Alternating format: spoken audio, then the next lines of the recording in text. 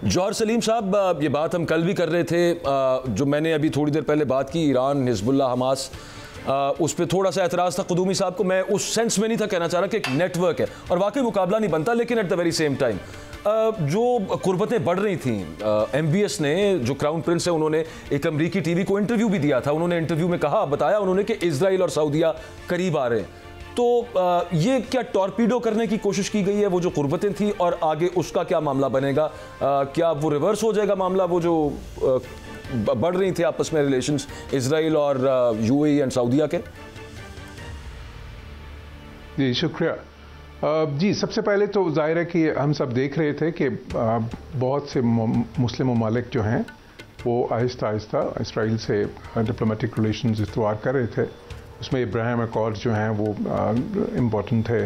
Trump भी कोशिश कर रहा था और अभी बाइडन के टाइम पे भी।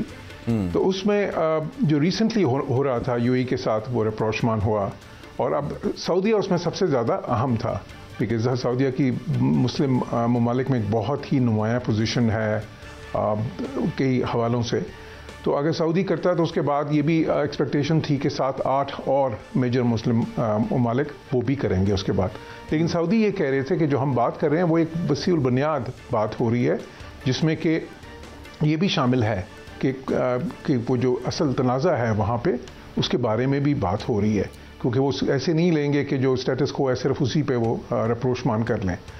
तो ये सब चल रहा था। अब उसके खदोखाल क्या थे, जाहिर है कि वो अभी तक सामने नहीं आए क्लियरली, लेकिन ये भी एविडेंट है कि वो शायद एक इंडिपेंडेंट स्टेट उस तरह से उस मुआहदे के फ़ौरन बाद ना बन सकती, जो कि वहाँ पे फ़लस्तीनी जो उनकी एस्पिरेशंस के मुताबिक है। तो इसमें अच्छा, साथ ही साथ हमें ये भी देखना है कि दूसरी तरफ, एक तरफ तो अमेरिका के जो है उनकी इसमें सपोर्ट कर रहा था, मीडिएट कर रहा था इजराइल के साथ, तो दूसरी तरफ चीन के साथ सऊदी अरब ने अपनी वो रप्रोचमान भी की, वो मुफाहमत जो है ईरान के साथ। तो ये एक सऊदी पॉलिसी जो है वो सिर्फ एक तरफ मरकूज नहीं थी, उसमें वो एक ज़्यादा ये बड़ा इंटरेस्टिंग है जौहर साहब। मतलब जब हम बात करते हैं कि मतलब हो सकता है, जो कि अमेरिका अभी नहीं कह रहा, लेकिन ओवरऑल जब हम वैसे when we think of it कि मतलब ये जो अटैक हुआ इसराइल पे, जो हमास ने किया, Iran could be supporting this, और इसराइल को तो कहना है कि इससे फ़र्क ही नहीं पड़ता कि ये इसके प्रूफ मिले या ना मिले। हमें पता है कि ये ईरान की टैक्टिक्स हैं जो इस्तेमाल की गई हैं, लेकिन at the very same time अगर हम ये मान लेते हैं कि ईरान ने कोशिश की है ये ताल्लुकात जो उनके उस्तवार हो रहे थे इसको ख़राब करने की, ईरान तो खुद सऊदीया के करीब जा रहा है। मतलब फॉर द फर्स्ट टाइम, मतलब अच्छी बात है कि मतलब ईरान एंड सऊदीया have developed a diplomatic and cordial relationship. ये दो चीज़ें मुखालिफ हैं एक दूसरे के। जी हाँ, ये बहुत इंटरेस्टिंग है, अहम भी है। देखिए, अगर उनको कोई वाज़े सबूत मिलते इस चीज़ के, और आपको पता है इजरायली इंटेलिजेंस जो सी है वो दुनिया में बहुत अच्छी जो इंटेलिजेंस एजेंसीज हैं उनमें आती हैं, मोसाद और जो उनकी बाकी अपरेटस हैं। कहाँ आती हैं? फेल हो गई। अमेरिकन ने भी 700 मीटर का उनका कैंप था हमास का, जहाँ पे ट्रेनिंग चल रही थी, उनको वो नहीं पता चला। वो तो फेलियर है उनका बहुत बड़ा। बिल्कुल, हाँ, वो सारी इंटेलिजेंस एजेंसीज जो है, 9/11 अमेरिका में भी नहीं रुक सका, वो इस तरह की चीज़ें होती हैं।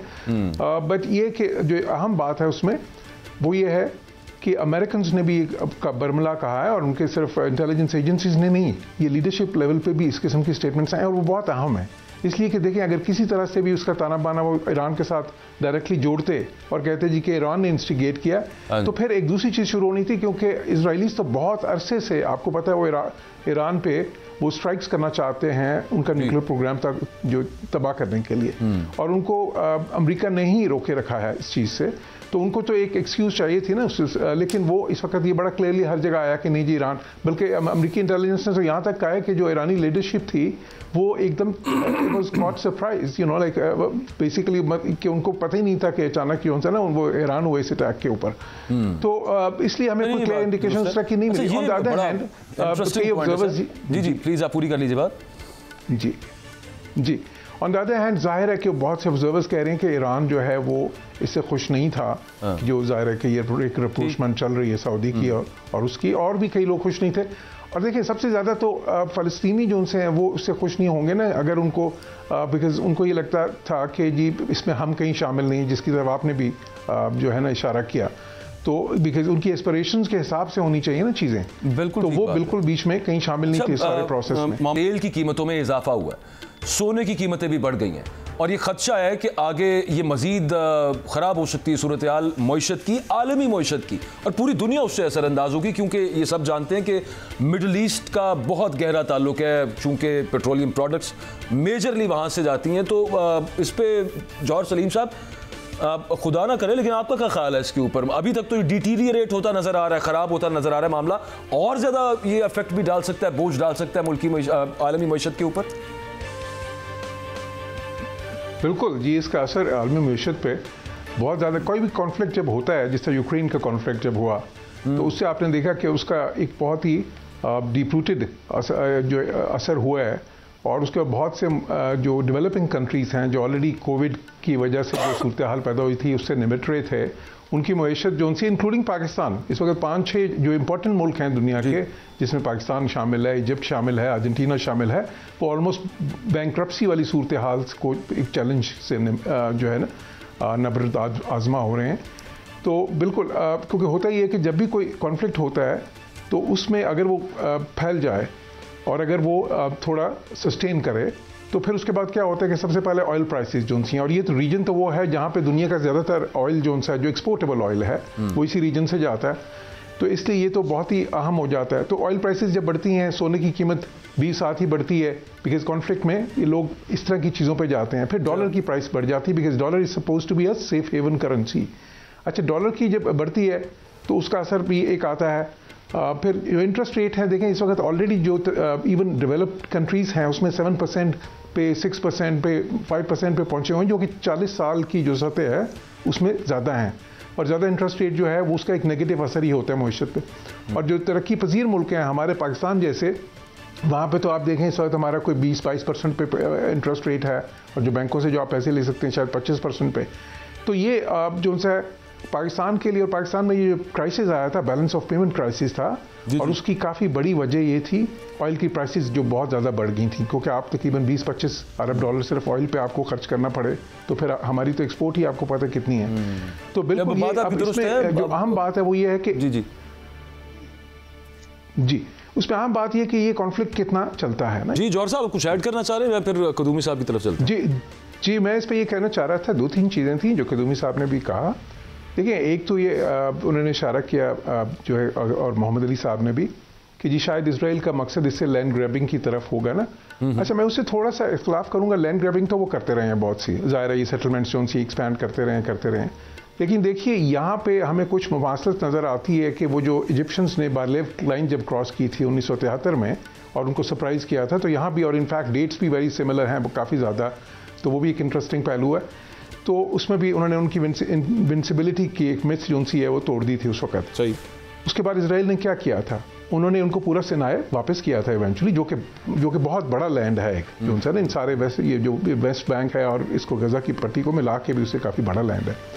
तो बात यह है कि उनका मकसद, मेरा ख्याल है इस वक्त ये नहीं होगा शायद, उनका मकसद जो उनसे है वो ये है, वो अंदर आएंगे, वो इसकी हमास की बेसिकली टोटल कैपेबिलिटी जो उनसी है वो डिस्ट्रॉय करना चाहते हैं।